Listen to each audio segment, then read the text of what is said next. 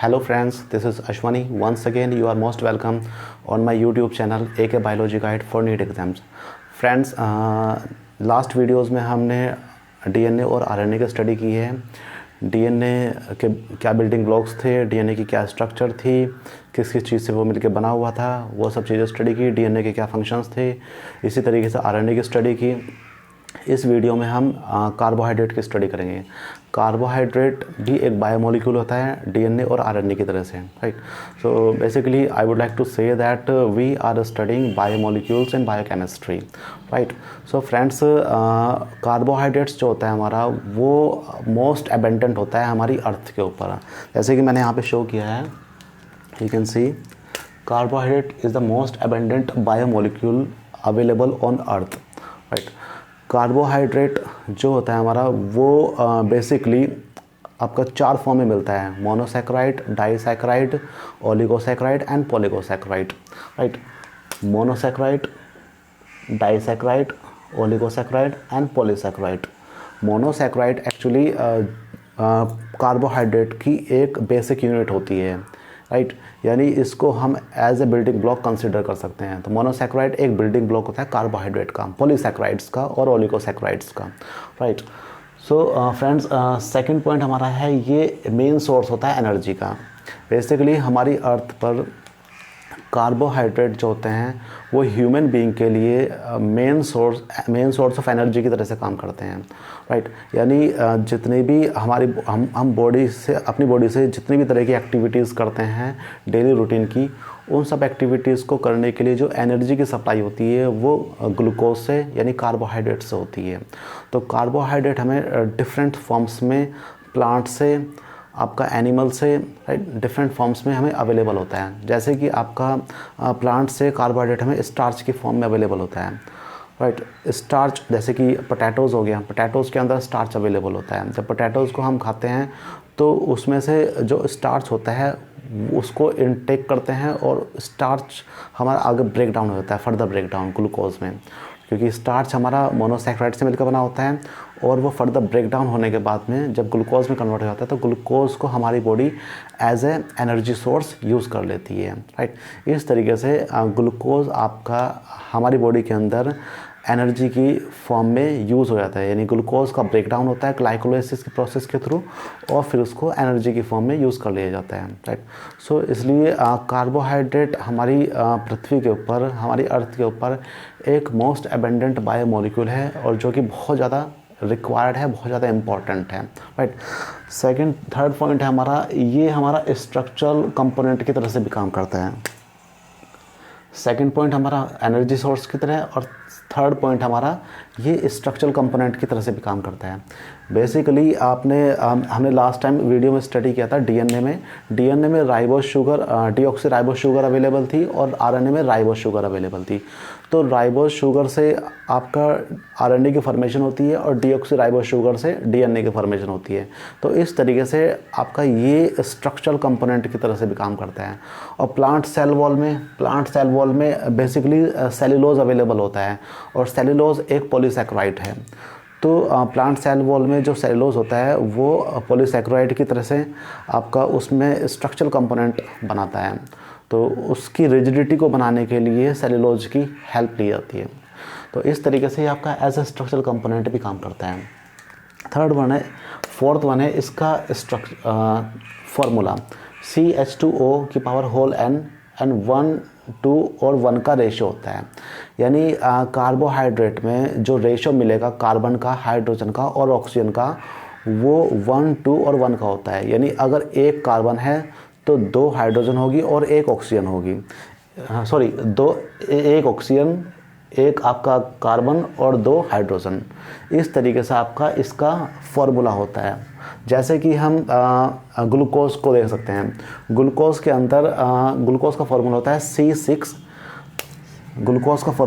C6H12O6, right. तो इसमें आपका ये 6 हैं तो ये 12 हैं और ये 6 हैं, यानी 1 to 1 का रेशियो हमें मिलता है कि किसी भी तरह की कार्बोहाइड्रेट्स हो, चाहे वो आपका पॉलीसैकेराइड हो, ओलिगोसैकेराइड हो, डाइसैकेराइड हो, मोनोसैकेराइड हो, any kind of carbohydrate all the carbohydrates are having the same formula, right? So it should be remembered. Fourth point है आपका टाइप्स ऑफ कार्बोहाइड्रेट्स। मैंने डिस्कस किया है monosaccharide, disaccharide, oligosaccharide, polysaccharide. Monosaccharides में basic unit केवल एक होती है, डाइसैकेराइड में 2 यूनिट होती हैं और ओलिगोसैकेराइड में 2 से 20 तक की यूनिट होती हैं। और 20 से आगे मोर देन 20 जितनी भी यूनिट्स आएंगी वो सब पॉलीसैकेराइड्स में कन्वर्ट होंगी। यानी वो वाले carbohydrates, all the carbohydrates which are having more than 20 units, they are considered as polysaccharide, and all the carbohydrates which are having 2 to 20 basic units, 2 to 20 monosaccharides, they are considered oligosaccharides, right? Disaccharides, they are having only 2 monosaccharides, और monosaccharides आपको you know very well। अब हम सबसे पहले जो study करेंगे वो monosaccharide study करेंगे। मोनोसैकेराइड एक बिल्डिंग ब्लॉक की तरह से काम करता है। You can see here monosaccharide act as a building block. और मोनोसैकेराइड्स के कुछ एग्जांपल मैंने यहाँ पे लिख दिए हैं। फर्स्ट एग्जांपल है हमारा आपका glucose, second galactose and third fructose and mannose, right. तो ये हमारे कुछ एग्जांपल हैं जो कि मोनोसैकेराइड्स के हैं। तो मोनोसैकेराइड्स जो होते हैं हमारे वो 2 फॉर्म्स में अवेलेबल होते हैं, रिंग फॉर्म स्ट्रक्चर में एंड प्लेन स्ट्रक्चर में। तो रिंग फॉर्म स्ट्रक्चर में भी अवेलेबल, जो रिंग फॉर्म स्ट्रक्चर होती है वो मैंने यहाँ पे मेंशन की हुई है। प्लेन स्ट्रक्चर हम नेक्स्ट वीडियो में देखेंगे, राइट। तो रिंग फॉर्म जो स्ट्रक्चर होती है बेसिकली यू कैन सी, जैसे कि अल्फा डी ग्लूकोज में स्ट्रक्चर जो है इसमें 6 कार्बन है आपका, first second third fourth fifth and 6 carbon है।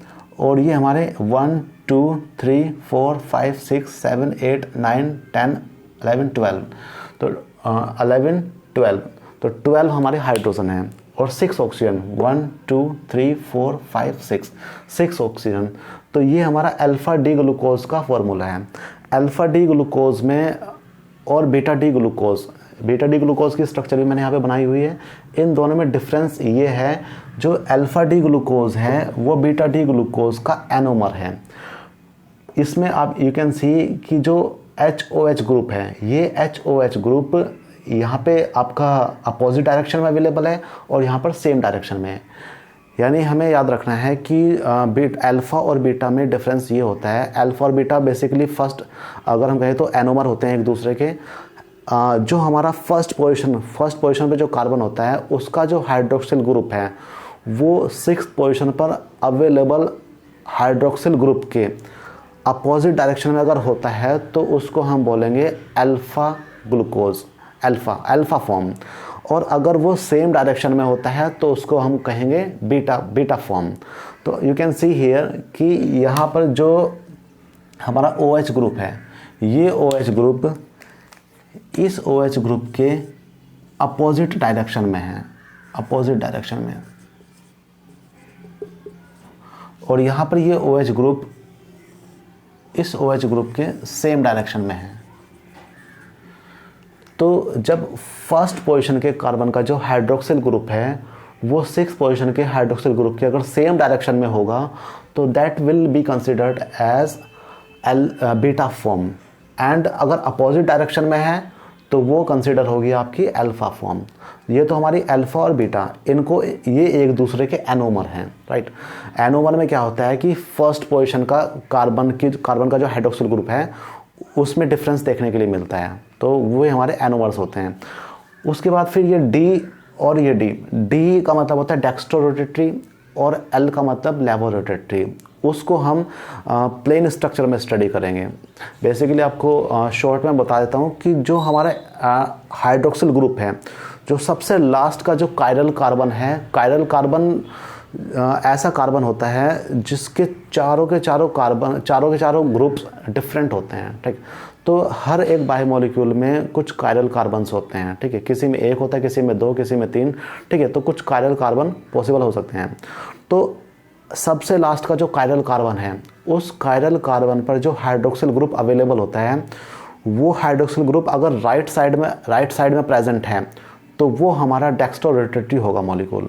वो मॉलिक्यूल प्लेन पोलराइज्ड लाइट को राइट साइड में मूव कर सकता है, रोटेट कर सकता है, तो उस मॉलिक्यूल को, उस बायोमॉलिक्यूल को हम बोलेंगे डेक्स्ट्रो रोटेटरी।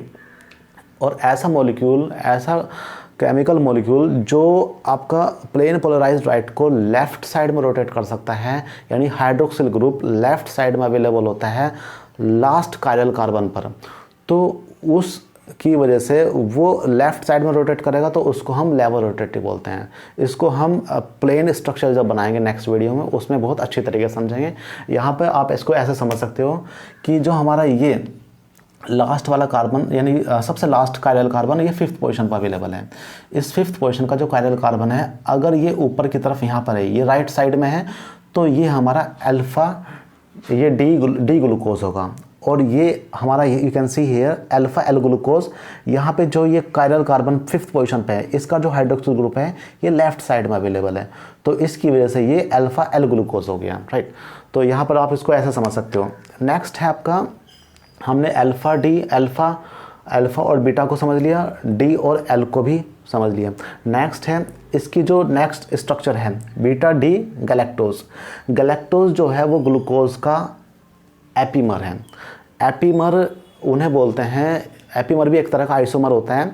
एपीमर में एक कायरल कार्बन पर, एक एटलीस्ट एक कायरल कार्बन पर जो हाइड्रोक्सिल ग्रुप है, ठीक है, वो एक दूसरे के अपोजिट होते हैं, यानी दो मॉलिक्यूल हैं, ठीक है, उनमें एक कायरल कार्बन पर एक दूसरे के अपोजिट हाइड्रोक्सिल ग्रुप अवेलेबल होते हैं, तो उसको एपीमर बोलते हैं। बाकी जितने कायरल कार्बन होंगे उन कायरल कार्बन पर सेम पोजीशन होगी, मतलब वो एक दूसरे के सेम, यानी अगर HOH ऐसे है तो दूसरे वाले पर भी HOH ऐसे ही होगा। लेकिन अगर कायरल कार्बन पर जो एक कायरल कार्बन है, जैसे कि आप यहाँ पे देख सकते हैं, ये अल्फ़ा डी ग्लूकोज है, ये बीटा डी गैलेक्टोज है। अल्फ़ा डी ग्लूकोज इसलिए है क्योंकि ये OH हमारा नीचे की तरफ है, यानी OH ग्रुप इसके अपोजिट है। ये बीटा डी गैलेक्टोज इसलिए है क्योंकि यहाँ पे OH ग्रुप ऊपर की तरफ है, यानी सेम डायरेक्शन में। अब यहाँ पे 2-3 चीज़ें आपको समझनी है कि जो ये OH ग्रुप है, फर्स्ट तो ये हो गया, बीटा किस वजह से, ये सेम हो गया, सेम डायरेक्शन में, ये सेम डायरेक्शन में। सेकंड चीज़ ये है कि जो हमारा गैलेक्टोज होता है, गैलेक्टोज की 4th पोजीशन पर, जो 4th पोजीशन का जो कायरल कार्बन होगा, उस कायरल कार्बन पर ये जो हमारा हाइड्रोक्सिल ग्रुप है ये इसके अपोजिट में होगा, ग्लूकोज के अपोजिट में। यहाँ पे ग्लूकोज में OH ग्रुप नीचे की तरफ है और गैलेक्टोज में OH ग्रुप ऊपर की तरफ है, तो इसकी वजह से ये हमारा गैलेक्टोज हो गया, राइट। केवल 4th पोजीशन की वजह से, 4th पोजीशन की वजह से ग्लूकोज हमारा गैलेक्टोज में कन्वर्ट हो गया, क्योंकि ग्लूकोज में आपका 4th पोजीशन पे OH ग्रुप नीचे की तरफ है और गैलेक्टोज में 4th पोजीशन पे OH ग्रुप ऊपर की तरफ है। तो ये OH ग्रुप सेम है, सेम डायरेक्शन में है, तो इसको हम बीटा कॉन्फ़िगरेशन बोल देंगे। OH ग्रुप ऊपर की तरफ है तो ये हमारा गैलेक्टोज में कन्वर्ट हो गया। और डी डेक्स्ट्रो रोटेटिस को इसलिए बोलते हैं क्योंकि जो ये हमारा OH ग्रुप राइट साइड में है। 5th पोजीशन पे जो हमारा OH ग्रुप है वो राइट साइड में अवेलेबल है, इसलिए इसको डेक्स्ट्रो रोटेटिव बोलते हैं। तो यू कैन सी ये बीटा डी गैलेक्टोज, इसको हम बीटा डी गैलेक्टोज बोलते हैं। तीनों की तीनों चीज़ हमारी क्लियर हो गई है। फर्स्ट वन बीटा क्यों बोलते हैं इसको, सेकंड डी क्यों बोलते हैं और गैलेक्टोज क्यों बोलते हैं, राइट। इस तरीके से ये हमारा बीटा डी गैलेक्टोज, हमारा अल्फा डी ग्लूकोज का एपीमर है। You have to understand this thing. Next thing is beta D fructose. Fructose में बेसिकली कार्बोनिल ग्रुप होता है। 2 तरह के हमारे कार्बोहाइड्रेट होते हैं, एक में एल्डोसिस एंड कीटोसिस, यानी जिसमें एल्डिहाइड ग्रुप होता है उनको एल्डोसिस बोलते हैं, और जिनमें कीटोन ग्रुप होता है यानी कार्बोनिल ग्रुप होता है उनको हम कीटोसिस बोलते हैं, राइट। तो फ्रक्टोज हमारा कीटोज है एक तरह का, इसमें कार्बोनिल ग्रुप अवेलेबल होता है। This one is the carbonyl group, this is the carbonyl group. Same formula होगा C6H12O6, but the difference is यहाँ पे कार्बोनिल ग्रुप बीच में होता है, CH2OH ऊपर की तरफ और सबसे नीचे CH2OH, और बीच में HOH CHOH के ग्रुप्स लगे हुए होते हैं। तो इस तरीके से you can see the structure of this beta D fructose. Beta D fructose क्यों बोलते हैं, क्योंकि यहाँ पे हमारा ये जो OH ग्रुप है, ये OH ग्रुप इस OH ग्रुप के सेम डायरेक्शन में है। तो अब सेम डायरेक्शन में होने की वजह से इसको क्या बोलेंगे हम, बीटा। और डी इसको इसलिए बोल रहे हैं क्योंकि 5th पोजीशन पर 5th पोजीशन पे जो हमारा ये हाइड्रोक्सिल ग्रुप है, ये हमारा हाइड्रोक्सिल ग्रुप ये यहाँ पर अवेलेबल है, इसलिए इसको ये राइट साइड में अवेलेबल है हाइड्रोक्सिल ग्रुप, तो इसलिए इसको डी फ्रक्टोज बोलते हैं। अब फ्रक्टोज हमारा इसलिए है क्योंकि यहाँ पे जो आपका स्ट्रक्चर देख सकते हो HOH OHH, that is a different structure of glucose. Glucose में आपका एल्डिहाइड ग्रुप होता है और आपका फ्रक्टोज में कीटोन ग्रुप होता है, कार्बोनिल ग्रुप। तो ये हमारी फ्रक्टोज की स्ट्रक्चर है। अब फ्रक्टोज की स्ट्रक्चर के बाद में हम नेक्स्ट स्ट्रक्चर हमारी ये है अल्फा डी मैनोज। मैनोज में जैसे कि गैलेक्टोज आपका ग्लूकोज का एपीमर था, इसी तरीके से मैनोज भी ग्लूकोज का एपीमर है। गैलेक्टोज में 4th पोजीशन पे जो हाइड्रोक्सिल ग्रुप था उसका डिफरेंस क्रिएट हो रहा था। यहाँ पे OH ग्रुप नीचे की तरफ था, यहाँ पे OH ग्रुप ऊपर की तरफ था। लेकिन यहाँ पे क्या होगा, ओवरऑल स्ट्रक्चर सेम रहेगी, but the difference will be created over here 2nd position पे। 2nd पोजीशन पे जो OH ग्रुप होगा वो इस 2nd पोजीशन पर, ग्लूकोज की 2nd पोजीशन पर जो OH ग्रुप अवेलेबल है उसकी अपोजिट डायरेक्शन में होगा, तो इसलिए ये मैनोज में होता है, राइट। ये 2nd पोजीशन का जो OH ग्रुप है इस 2nd ग्रुप के OH ग्रुप से डिफरेंट होता है, यानी ये नीचे की तरफ है, ये ऊपर की तरफ है, ये मैनोज, ये ग्लूकोज का एपीमर है, राइट। और बाकी की स्ट्रक्चर सेम रहेगी। इसमें आपका ये अल्फा डी ग्रुप मैनोज है, अल्फा इसलिए है क्योंकि ये जो हमारा OH ग्रुप है ये इस OH ग्रुप के अपोजिट डायरेक्शन में है, राइट। तो अपोजिट डायरेक्शन में होने की वजह से इसको हम बोलेंगे अल्फा डी मैनोज। डी इसलिए क्योंकि 5th पोजीशन पे जो OH ग्रुप है वो राइट साइड में है। तो इस तरीके से हमने अल्फा, डेक्स्ट्रोरोटेटरी, लेवोरोटेटरी और आपका एपीमर, इन सब चीज़ों की स्टडी की है, इन सब चीज़ों को समझा है कि कैसे कैसे, और बाकी के इनको क्लियर तरीके से समझने के लिए हम नेक्स्ट वीडियो में लीनियर स्ट्रक्चर को फॉलो करेंगे, उसमें बहुत इजीली अच्छी तरीके से समझ पाएंगे। तो बेसिकली हमारी 2 तरह के स्ट्रक्चर्स अवेलेबल होते हैं, ring like structure and linear structure, right. तो इन दोनों ही स्ट्रक्चर को हमें स्टडी करना होता है क्योंकि दोनों स्ट्रक्चर्स का रोल काफ़ी होता है हमारे बॉडी के अंदर बायोकेमिकल रिएक्शंस के अंदर, right. So friends, I hope you like the video.